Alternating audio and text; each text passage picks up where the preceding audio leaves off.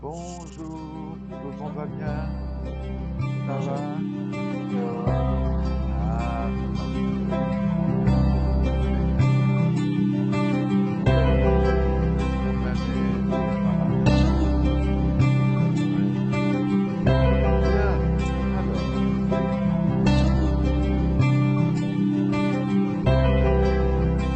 Bien, alors, on a encore un petit morceau de méditation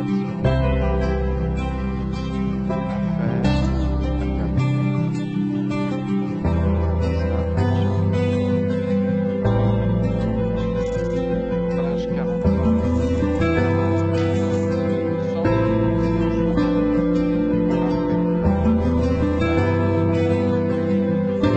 comment aborder la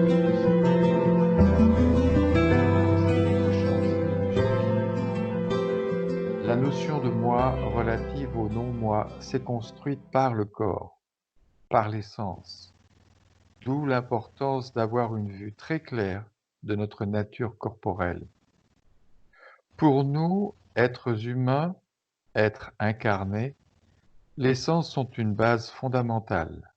Vous êtes nés de la chair, dit le Christ, si justement. Je trouve bizarre qu'on essaye d'entrer dans la dimension psychologique des êtres humains sans comprendre le corps, voyez, la base sur laquelle la mentalité s'est construite. C'est comme si on parlait d'une chose, la chose la plus difficile finalement, la plus intangible, et qu'on ne regarde pas, voyez, ça. Parce que ce qui est là, ce qui est intangible et ce qui est au-dessus de notre tête, c'est venu de là, voyez, et c'est directement lié. On commence à comprendre que le moi est fondé sur l'idée même je suis le corps. Voyez, si on va pas voir ça, il manque vraiment une grande partie si on veut avoir véritablement une vue claire. Non, mais je pense qu'il ne le voit pas. Il le voit pas. Je Ouais. pense qu'il ne le voit pas. Il ne voit pas le rapport. En tout cas, il ne voit pas de façon claire, quoi. Parce que quand on écoute même Christophe André, enfin, je ne sais pas si tu connais, mais c'est un type qui fait de la méditation de pleine conscience. C'est ce qu'ils appellent. En fait, c'est la voie du soi-regard, quoi. C'est exactement pareil. C'est vraiment la prise de conscience de ce qui se passe en nous. Lui donne l'image. Il y a un témoin qui est sur la rive, sur le bord d'une rivière, et il regarde ce qui passe dans la rivière. Donc il est pas dans la rivière, il est sur la rive et il regarde ce qui se présente. Donc la rivière, c'est le défilé mental et sentimental, les états de vie au niveau du mental, quoi. Et même ce type-là, quand tu l'écoutes, il parle jamais du corps, sauf pour se mettre en état de méditation, c'est-à-dire une détente du corps et une respiration profonde. Mais à part ça, il passe tout de suite sur le plan mental, quoi, tu vois. Donc, en fait, ils n'en parlent pas parce qu'ils n'ont pas vu le lien de façon claire. Ils n'ont pas vu que notre psychologie s'est construite à partir du corps physique et des sens, quoi. C'est évident, ils n'ont pas vu. Mais le corps nous révèle les facultés de la conscience, voyez.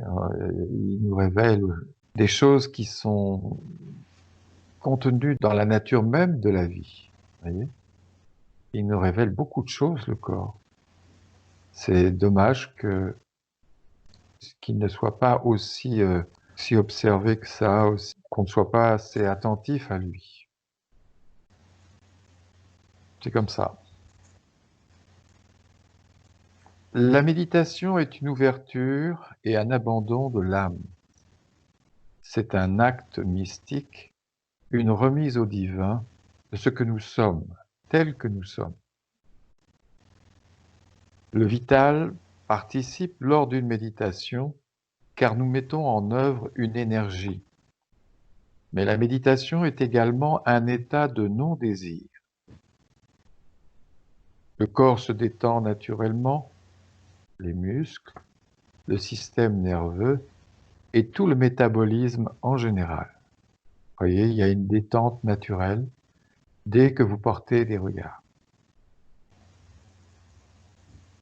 On ne désire rien, on ne cherche rien, on est juste témoin, abandonné, et puis on regarde ce qui se présente. La méditation, c'est aussi et surtout un état d'éveil de l'esprit pendant lequel de l'attention et des regards sont portés sur des aspects, des états d'être en nous. Oui, ça c'est vraiment, véritablement la méditation du soi-regard, de l'esprit, voyez, du discernement. Je tiens à préciser qu'il n'y a pas d'ordre particulier à respecter en ce qui concerne les différentes étapes de la méditation. Nous pourrions parfaitement commencer par l'esprit, en portant notre attention sur des aspects psychologiques, ou bien en détendant tout simplement le corps. Nous pouvons également commencer par un acte mystique, un acte d'abandon à une présence que nous pressentons en nous comme divine. Tous ces aspects sont méditation, et celle-ci englobe la vie dans sa totalité. L'esprit, l'âme, le vital participent à chaque instant dans l'action de méditer. Oui, on pourrait évidemment porter son attention sur les pensées, sur la sensibilité, les sentiments. Voyez, on a déjà vu pas mal de choses qui sont plutôt proches du mental que du corps physique.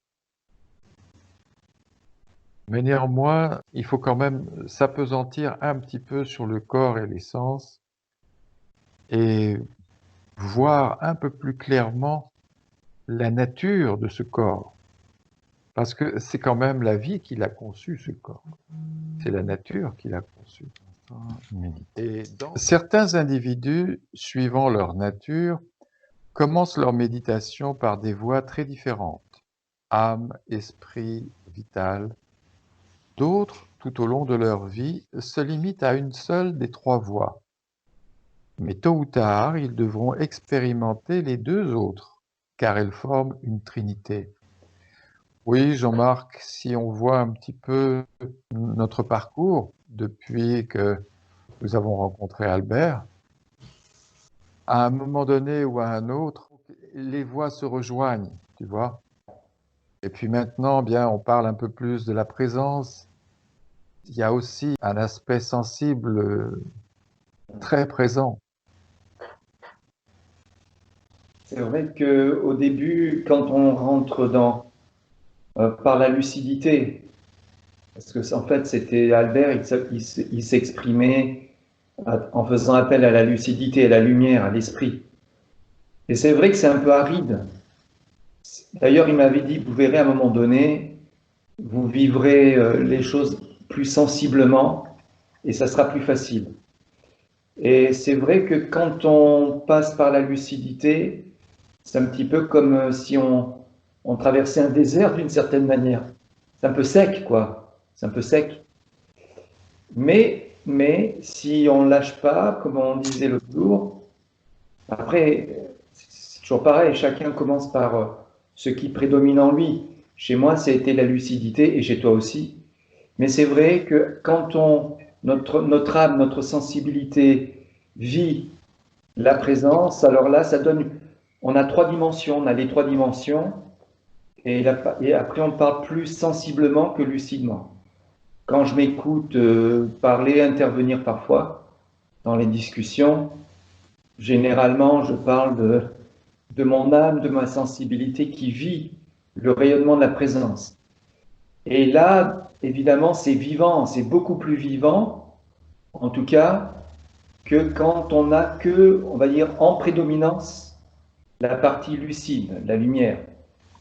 Et là, on pourrait dire que la méditation, mais surtout le fait de vivre la présence, elle prend toute son ampleur, quoi. C'est comme si euh, tout devenait vivant de façon sensible, alors qu'avant c'était plutôt sec avec la lucidité. En tout cas, c'est ce que j'ai vécu à travers mon expérience personnelle, quoi. Oui. Néanmoins, la lucidité, si elle n'est pas là, le mental continue, les idées sont là, les concepts sont là, les réflexes sont là, les mécanismes sont là. Voyez, la lucidité c'est la lucidité, la lumière, qui va permettre de délier les concepts et idées que nous avons sur la vie. Voilà.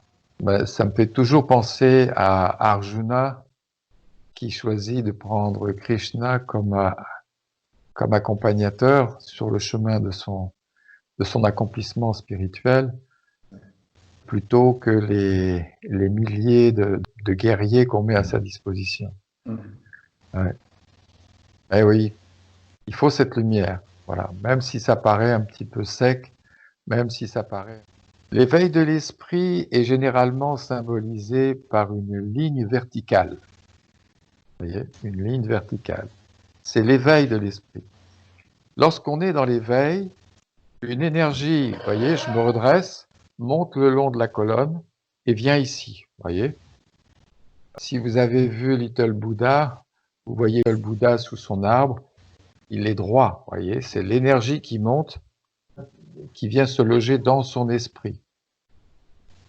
Lorsqu'il y a un éveil, le symbole de l'éveil, c'est la ligne verticale, vous voyez.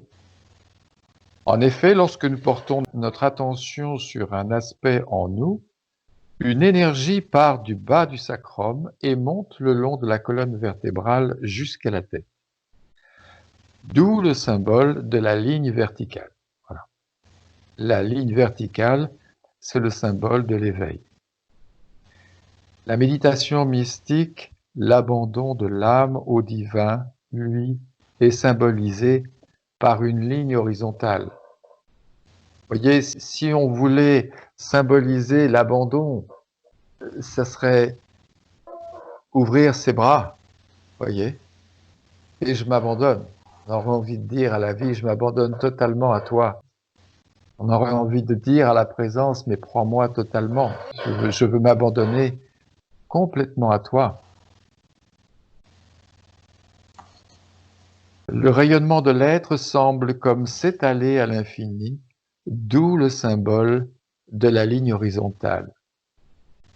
Et si maintenant nous réunissons les deux symboles, la verticale et l'horizontale, ils forment la croix du Christ. Voyez. Donc la croix, c'est aussi un symbole. Il y a également la troisième ligne, celle de la profondeur. Elle pénètre à l'intérieur de nous et nous permet de voir plus profondément en nous. Oui, il faut voir qu'il y a les trois dimensions. Vous voyez, il y a la hauteur, il y a la largeur, mais aussi il y a la profondeur. Vous voyez. Et nous permet de voir plus profondément en nous. Mais elle permet également de voir plus loin devant soi. Plus un individu a de la profondeur, et plus il voit loin devant lui. Les deux aspects ne font qu'un, ils sont indissociables. Voyez, l'abandon forme une ligne, l'éveil forme une ligne verticale, et la profondeur, c'est aussi une ligne. Voyez, on a les trois dimensions là. C'est-à-dire, le Christ sur la croix s'adresse au Père, au divin, par l'Esprit, par la partie lucide et haute de son être, symbolisée par la ligne verticale de la croix. Voyez, voilà, il s'adresse par l'Esprit. Mais il était profondément abandonné à Dieu, le cœur et les bras ouverts. Cet abandon est symbolisé par la ligne horizontale de la croix. Voir qu'il y a l'éveil, ligne verticale, l'abandon, l'horizontale, vous voyez, on écarte les bras, on s'abandonne. Mais il y a aussi la profondeur. Plus il y a de la profondeur en nous, plus on voit loin à l'intérieur de soi et plus on voit clairement devant soi et loin devant soi. Voyez? Donc il y a les 3 dimensions en fait. Hauteur, largeur et profondeur. Qu'est-ce que la méditation? Eh bien, la méditation, c'est un acte profondément religieux. Les 2 aspects, esprit et âme, participent pleinement de l'action elle-même. L'aspiration profonde de la méditation est d'accomplir l'union avec notre source divine. Oui, on a tellement besoin de lumière.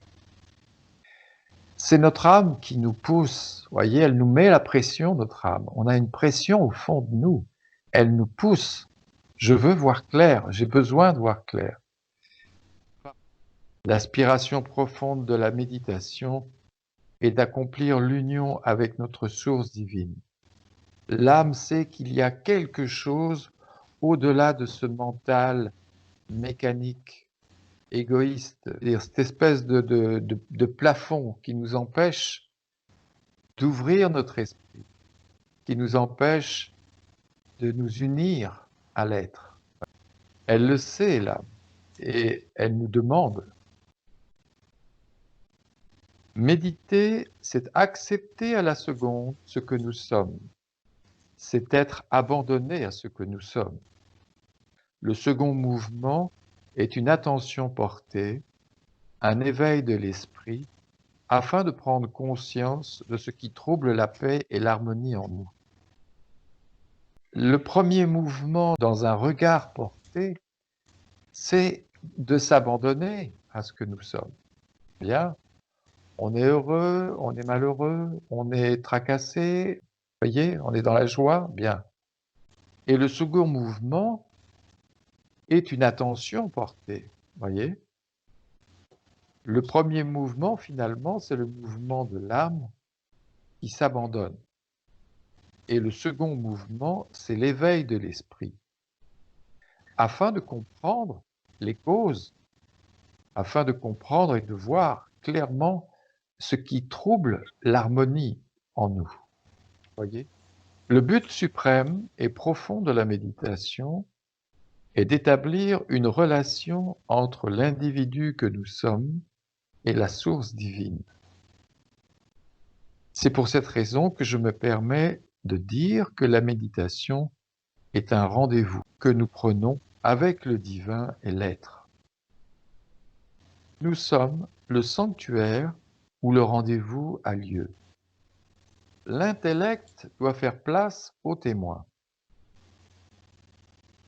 Nous parlons du témoin, l'observateur silencieux. Le percevez-vous en vous? Est-ce que vous percevez ce centre qui, à la seconde, peut parfaitement se présenter lorsque vous êtes dans une contemplation, dans un regard porté? Est-ce que, Pascal, tu perçois ce centre qui se présente, ce centre silencieux?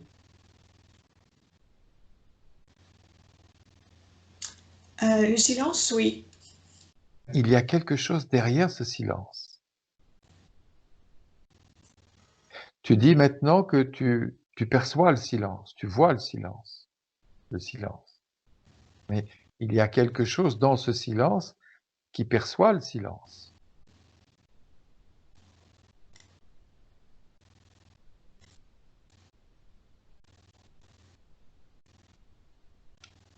Jean-Marc? On voit bien qu'il y a cette lumière qui peut éclairer n'importe quelle dimension en nous. Là maintenant, voilà, être témoin de mon pied, de mon épaule, c'est bien une lumière qui se déplace, on va dire, qui se porte et quand elle se porte sur une partie de notre dimension, on vit cette dimension. Voilà, maintenant je parle et puis il y a une lumière qui est témoin de ce que je dis, de ce que je fais. Il y a un témoin qui est là. Et quand on pense, c'est pareil. Il y a une lumière qui éclaire, qui est témoin de ce qui est dit et qui permet d'ailleurs de vivre ce qui est dit. Donc oui, elle est tout le temps là en fait. Elle est tout le temps là puisqu'elle est portée toujours sur un aspect en nous, que ce soit un aspect physique sensoriel ou un sentiment ou les pensées. Donc on ne peut rien vivre sans cette lumière-là. Ça ne peut pas être autrement. Je vis mon dos que je ne vivais pas une seconde avant, mais je le vis parce que cette lumière s'est portée sur le dos, on va dire. Donc c'est tout le temps là. Et même je dirais qu'on peut s'amuser, entre guillemets, à prendre conscience de cette lumière en faisant ce genre d'exercice. Je le faisais beaucoup à une époque, mais vraiment, je me forçais à prendre conscience de la lumière à travers le verbe, portant la lumière, en portant la lumière sur une partie ou une autre de mon corps.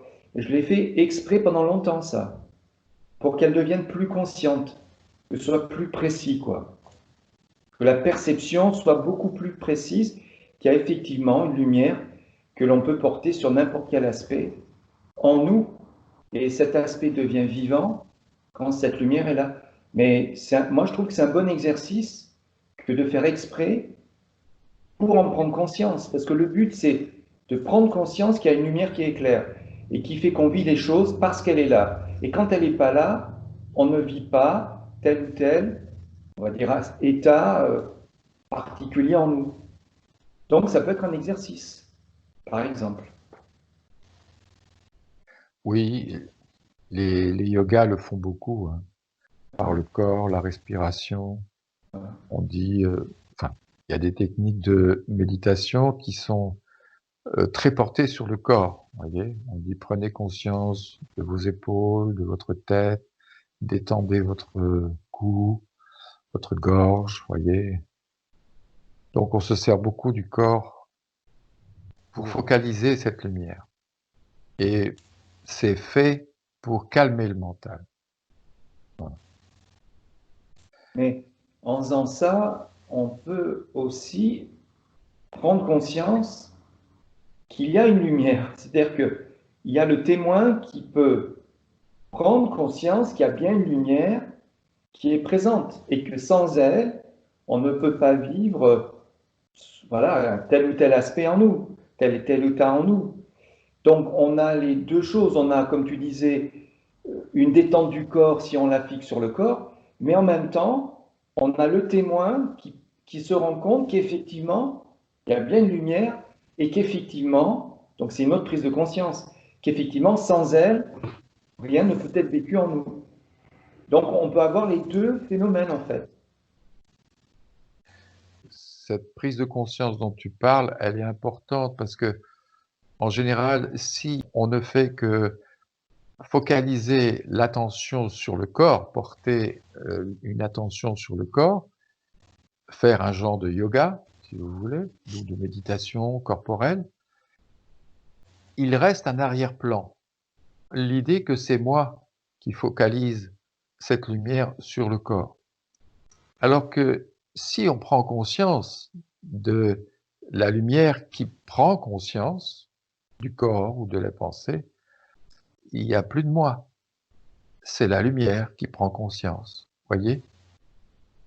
C'est le témoin qui utilise la lumière de l'attention. Si tu perçois qu'il y a un silence en toi, c'est le témoin. Mais le témoin, il semble comme toujours derrière la chose dont il est témoin. Tu vois? Alors, Pardon. D'ailleurs, quand si on essaie de se détendre physiquement, on peut porter, moi je l'ai fait souvent à un moment donné, notre attention sur une partie du corps, par exemple. On peut se rendre compte au moment où la lumière parcourt, enfin, va sur cette partie du corps, on se rend compte qu'il y avait une tension, par exemple. Et tout de suite, le corps se détend. Mais en même temps, on est témoin qu'il y avait une tension, mais on est aussi témoin que quand la lumière est arrivée, la tension a disparu.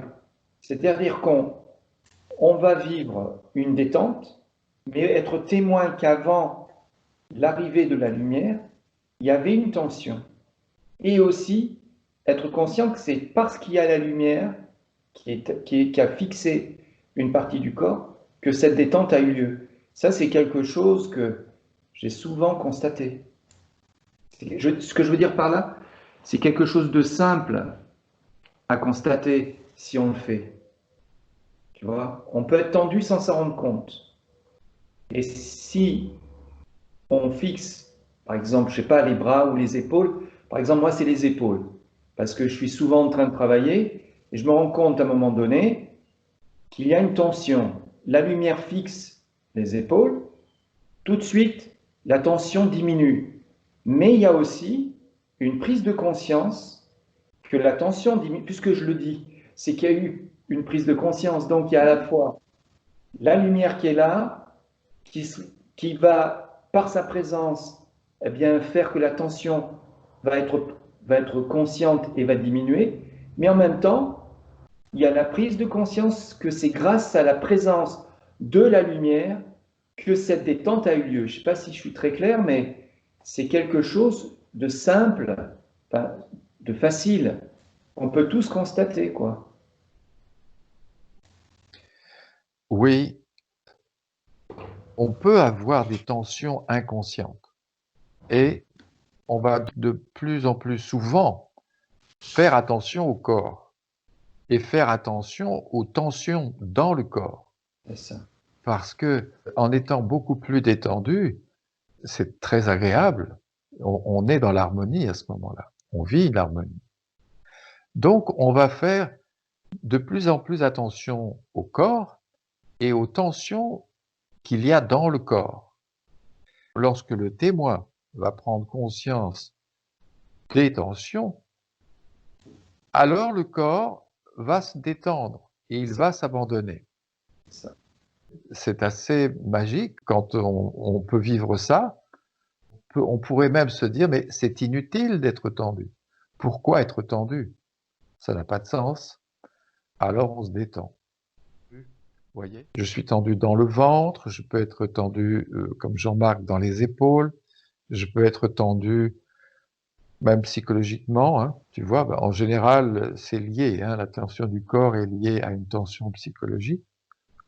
Et puis, on va prendre conscience du corps. Vous voyez comme il nous aide, ce corps.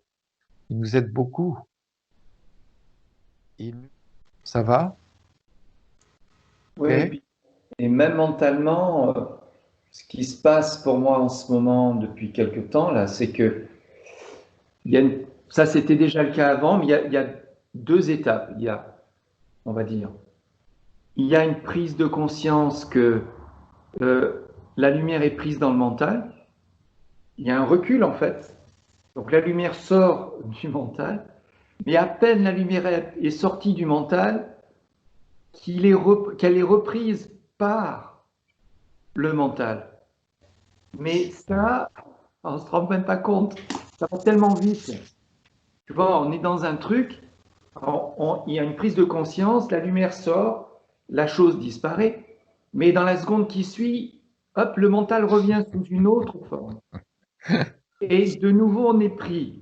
Mais on n'a même pas eu le temps de se rendre compte qu'on était sorti du mental, mais on se rend compte qu'on est déjà repris, que la lumière est déjà reprise par une autre structure mentale.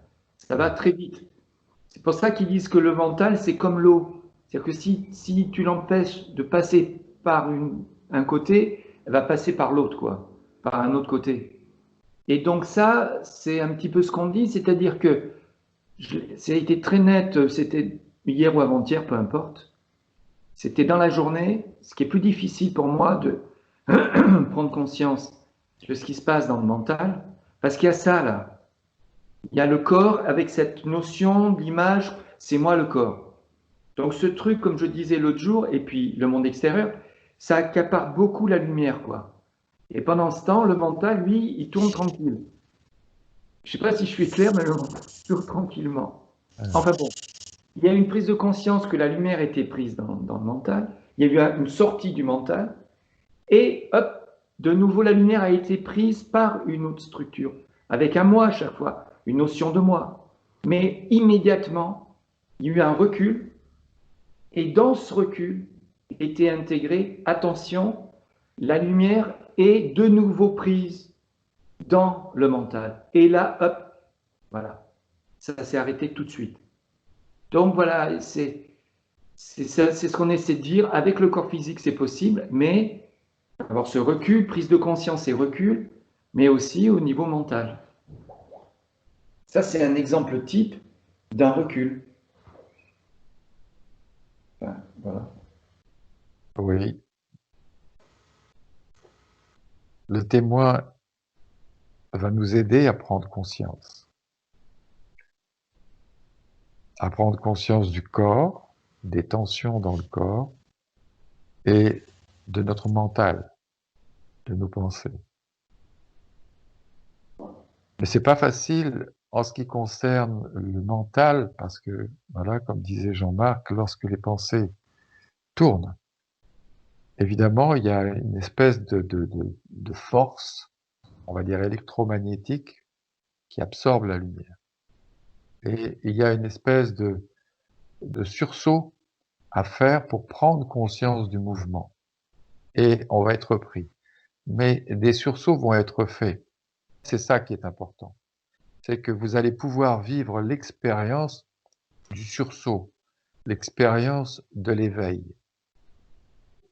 Même si ça dure 1 seconde, 2 secondes, 3 secondes, il faut le faire.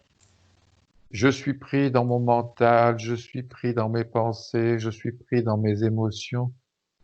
Bien, mais il y a quelque chose qui peut prendre conscience. Et dans ce prendre conscience, alors des regards peuvent être portés. On peut porter des regards.